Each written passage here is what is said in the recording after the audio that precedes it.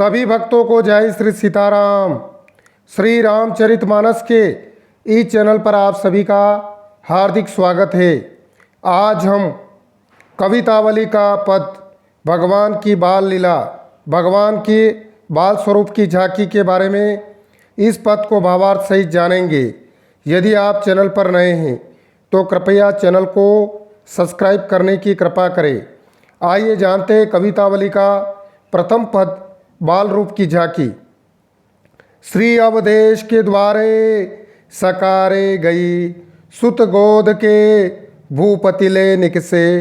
अवलोक्यो सोच विमोचन को, ठगी सी रही जेन ठगे दिक से। तुलसी मन रंजन रंजित अंजन नेन, सुखंजन जातक से। सजनी शशि में समशील उभे, नवनील सरोरो से बिकसे।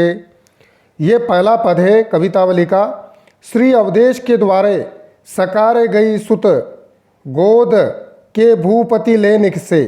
अवलोक्यो सोच विमोचन को, ठगी सी रही जेन ठगे दिक से। तुलसी मन रंजन रंजित अंजन नैन, सुखंजन जातक से। सजनी शशि में समशील उभे, नवनील सरोरुह से बिकसे। आइए इस पद का भावार्थ जानते हैं।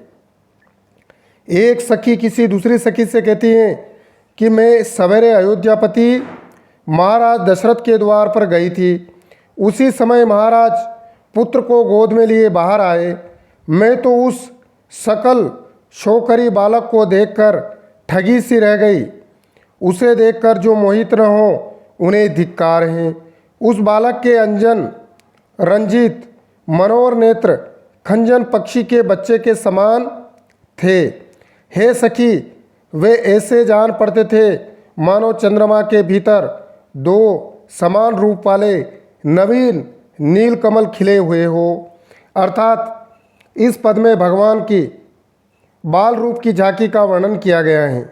एक सखी दूसरी सखी से कहती है कि मैं महाराज अयोध्यापति के द्वार पर आज सवेरे गई थी। उसी समय महाराज पुत्र को गोद में लिए बाहर बैठे थे।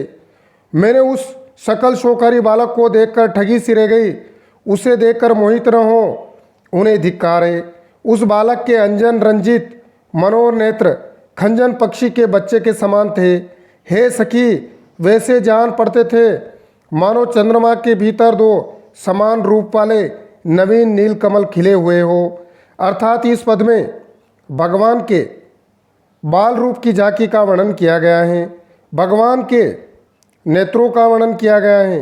भगवान के श्री रामचंद्र जी की बाल लीला का वर्णन किया गया है और भगवान के नेत्र नील कमल के समान हैं।